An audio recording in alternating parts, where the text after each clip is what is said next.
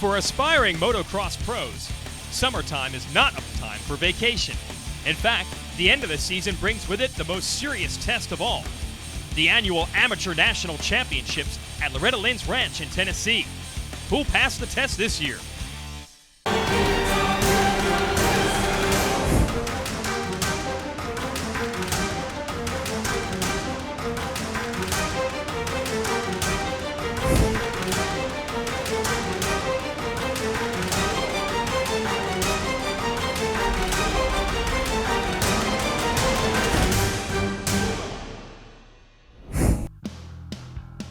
Loretta Lynn built her ranch in Hurricane Mills, Tennessee to get away from the hustle and bustle of Nashville and the country music business.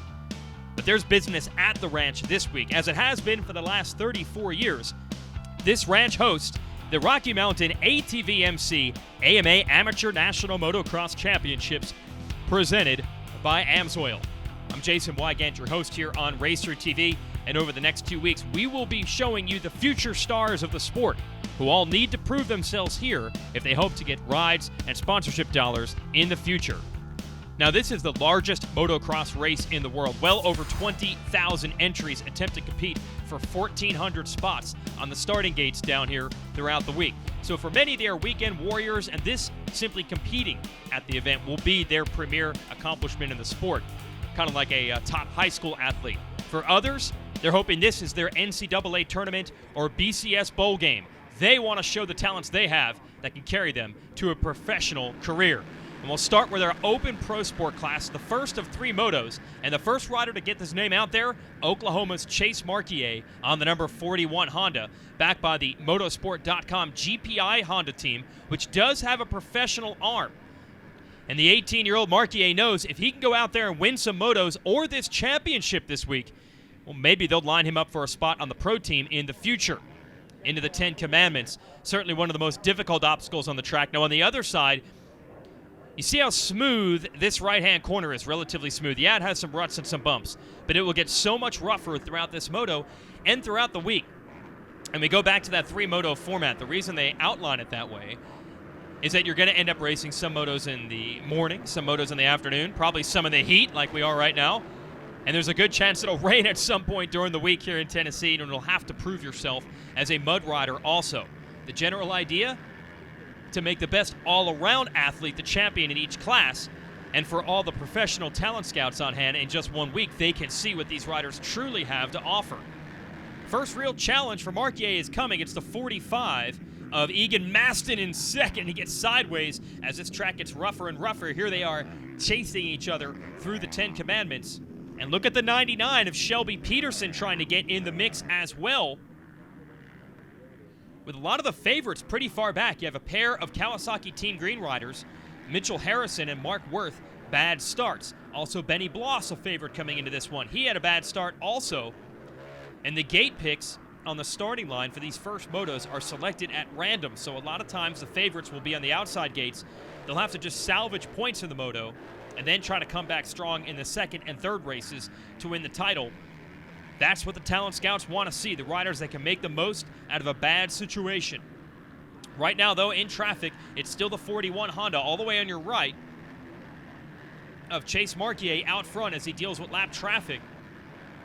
But as we mentioned, some of the variables you'll have to deal with here, there's one other one that is, well, a factor in all motorsports, and that's good old-fashioned racing luck, which is not always good. So while the likes of Worth, Harrison, Bloss, and others try to undo the damage from bad starts, and Marquier would be able to get away, well, things would unfortunately go sideways for the number 41 Honda rider. Bike problems after he stalled would open the door for Egan Maston and this rider, the 28 of Marshall Welton, to take over the first and second place spots and then duel for the moto win. And Welton on this 28 would wrestle the lead away late in it. And a pretty cool story. A lot of people noticing the never-die spirit of this kid, Marshall Welton, including Justin Barsha, who is a star at the professional level and was doing some riding and training over the summer, got to know Marshall Welton and said, I want to help you out. So Welton actually runs JustinBarsha.com graphics on his bike. Barsha has provided some funding to help improve his motorcycle and his overall effort.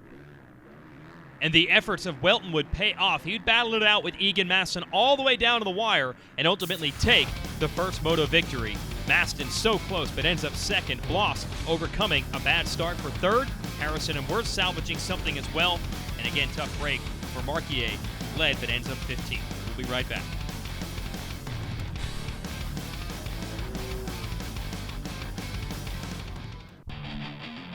RacerTV is brought to you by AMSOIL and by Rocky Mountain ATV-MC.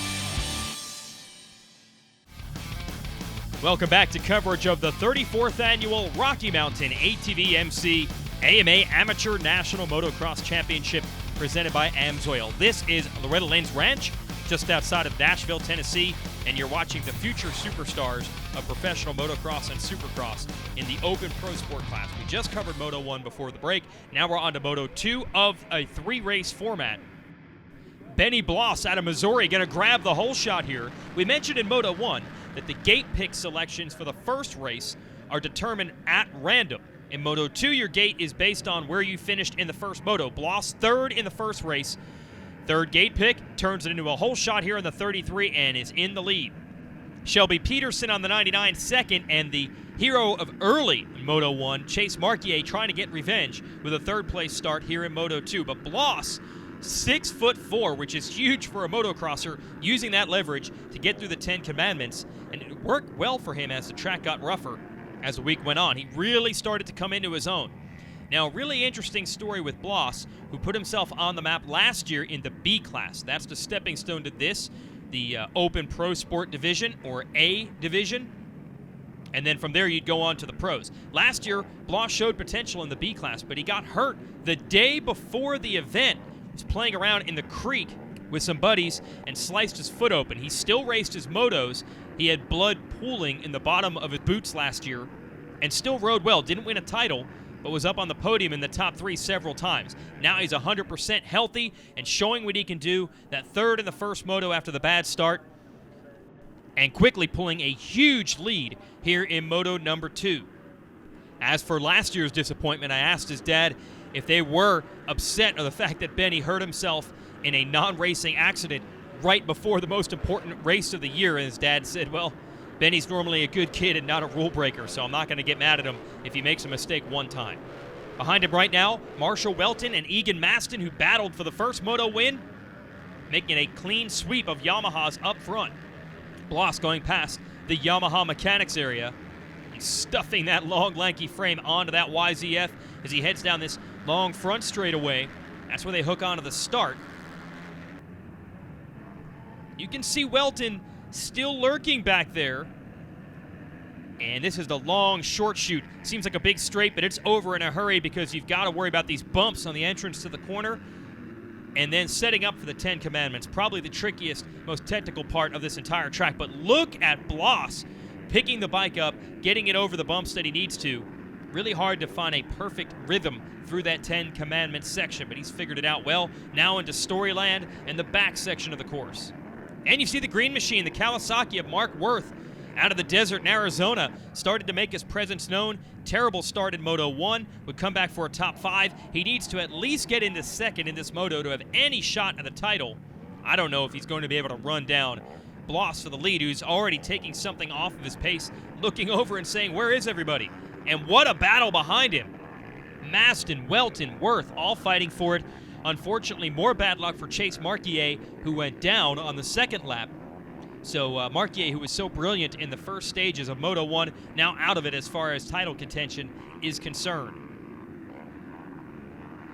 Bloss trying to set sail here, the Missouri rider. Goal is to try to win the coveted AMA Horizon Award at the end of the week, and that's an award handed out to the rider that shows the most promise, who will be turning pro shortly. Any of these riders in the Open Pro Sport and A classes are definitely ready to turn pro. Here's that battle for second. Welton, Maston, Peterson, Worth, all swapping spots, and it is still very hot and humid out here, and this racetrack is rough. We'll see who has the fitness to come out on top of this battle. RacerTV is brought to you by AMSOIL and by Rocky Mountain ATV-MC.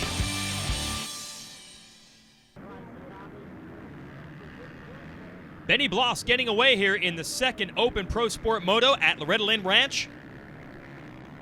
Now, every year we're down here, the question is, why did Loretta decide to host a motocross race on her property? Well, that's kind of reversed. It's actually Dave Coombs, very legendary motocross race promoter, who stumbled upon the ranch driving back from an event with his racing family and saw the grounds and said, you know what, we could hold a great motocross event here. So he contacted her family, working with a business partner named Paul Schlegel.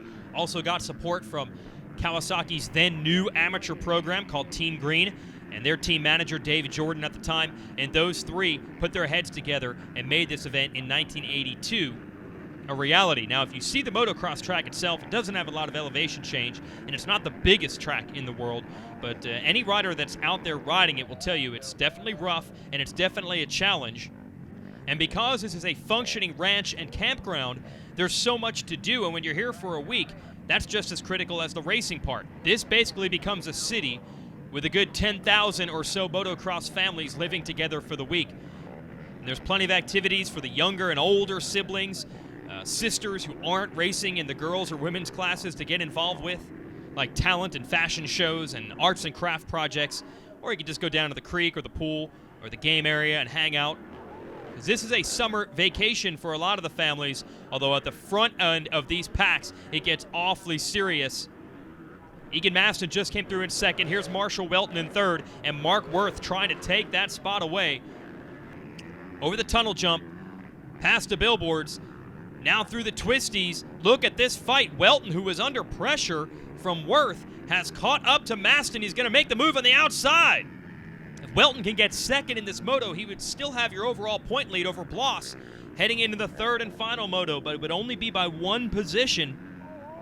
Although look at Maston around the outside, not going to let him have it easy. Wheel to wheel, and Maston stuffs it in there. Worth going to take advantage and pass them both. This is what Mark Worth needed, the two Yamaha riders battling so hard, he found an opening. Worth, a prodigy in his younger days, 50cc class, won some titles down here, has been so close so many times, but has yet to get a championship since. Fifth in the first moto is going to make it tough for him. But like I said, he needs to at least get second here and then hope for some bad luck for Benny Bloss in Moto 3. So Mark Worth doing everything he can, overcoming the bad starts. Looking at a 5-2 if it ends like this. Bloss would be looking at a 3-1. And he's going to be hard to stop. His lead is huge, and with the way he mounted a comeback in Moto 1, he's going to be soaring with confidence. But he has to keep the bike underneath him here in the latter moments. Remember, these riders yet to turn pro. Bloss probably going to give it a shot in a few weeks, but you do see errors more often here in these amateur ranks than you will of the pros. This is all new to these guys, racing with this kind of pressure and with so much on the line. But Bloss, a couple looks over his shoulder throughout this one, only rode as hard as he needed to, and he goes on to take the Moto 2 win.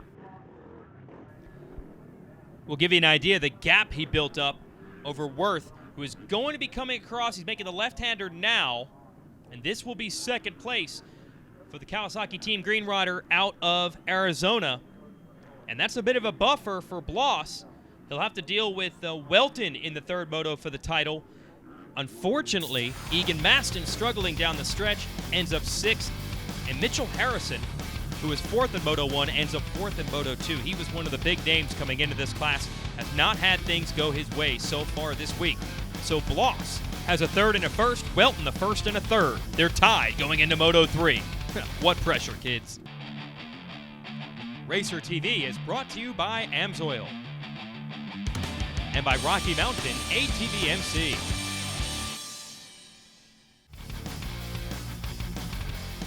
Welcome back to Loretta Lynn Ranch. We mentioned all the great off-the-track activities to keep the restless natives entertained. There was a big concert we had at the AMSOIL Arena. We'll get back to racing highlights. We're covering the Open Pro Sport class, the third and final moto coming up for them. Basically, whoever wins this one between Marshall Welton and Benny Bloss will be your champion, but there are spoilers in the mix. Isaac Teasdale on that green Kawasaki grabs the whole shot, but look at the Yamaha, Marshall Welton doing what he needs to do, sneaking around the outside to grab the early lead under that Red Bull Arch left-hand turn, and then this long short shoot. Marshall Welton knows the strategy. Get out front and get away, because there's no sign of Benny Bloss right now. Clearly a bad start for your second moto winner. Josh Moseman there in the KTM is second, number 25, looking to put some heat on. Teasdale, who got the whole shot, is third on the 21. And they're heading into Storyland. And there, the red and orange gear, that is Benny Bloss. So he's about 10th right now. And look at this, though. Moseman, trying to take the lead on the outside.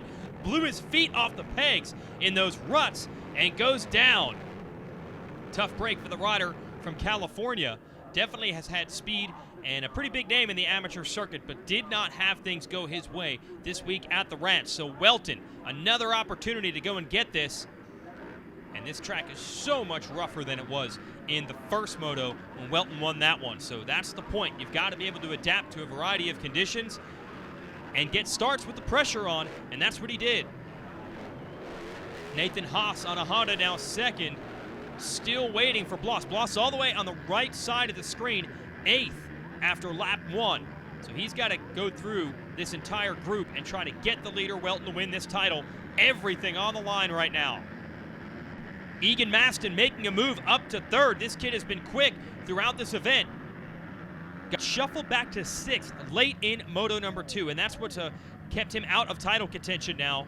But he's quickly up to 2nd. And Benny Bloss is coming as well. He was about 5th in the shot. You'll see him in a moment. There he is again with that yellow, red, orange gear on the Yamaha. Meanwhile, feet off the pegs for Egan Maston. Teasdale's going to try to pass him back on the inside. And there's Chase Marquier in the red 41. He's going to get them both. Now Maston trying to fight back. We told you this 10 Commandments section is demanding. It's tricky. And who's going to come out of it on top? Maston a little bit sideways. And Marquier able to shoot into the number 2 spot. And Benny Bloss is coming. He's gotten around a bunch of Kawasaki riders. This should put him in 4th. Running the outside line. Into the back section we go. Marquier in red, able to take the measure again of Egan Maston. Maston running a couple good inside lines, gets close. Not quite able to get the pass made. Now Benny Bloss into the picture. And Bloss knows what he needs to do, not just get around these two. He has to track down the leader, Marshall Welton.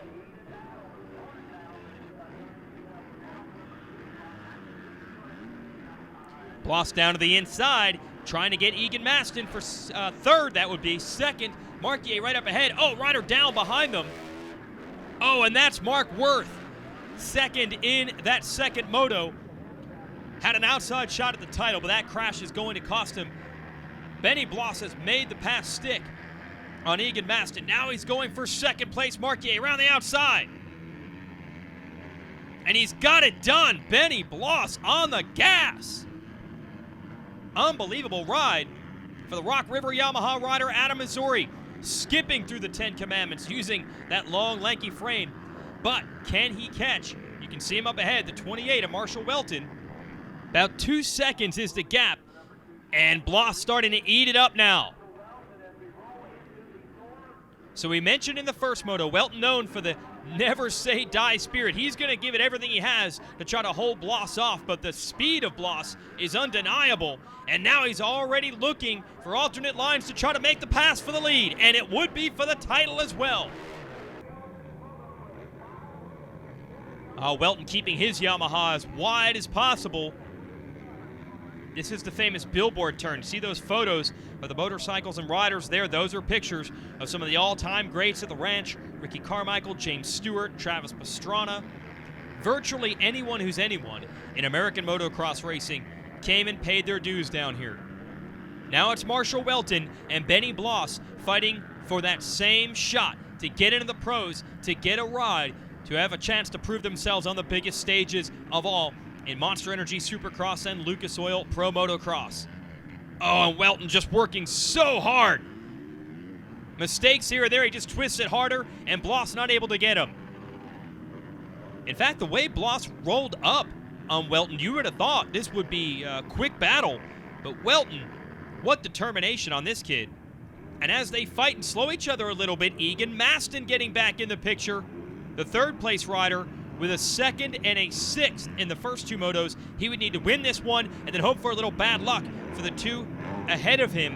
And the best way to do that, apply some pressure, see if you can get them to crack. So it's going to be a three-rider battle for the lead. Bloss in that bright yellow and orange gear, still trying to find a way around Marshall Welton. Very sandy section, then the anthill. And over the top of it, Bloss is going to get to the inside of the next corner. Is it enough to take the lead? Yes, it is. Benny Bloss from 10th early in this one. Worked hard, dug himself out of the hole, and showed not only is he fast, but he is a clutch performer, taking this Open Pro Sport Championship, even with some adversity thrown his way. Bad start in Moto 1, recovered for third. Whole shot Moto 2 wins it. Bad start in Moto 3, wins it again, and it's going to be enough to lock down the Open Pro Sport Championship. Benny Bloss just made a huge statement toward a pro career. Here are the moto results. Harrison outduels Marquier down the stretch to end up third, and that would loom large in the overall, which we'll give you here. Bloss and Welton 1-2. Harrison digs out third for the week. His teammate on the Kawasaki Worth right behind him in fourth. So, a champion crowned in Open Pro Sport. We'll be back next week with more, including our 50cc classes, women, and a nice mix of all the future superstars of the sport. I'm Jason Wygant for everyone at RacerTV. Thanks for watching.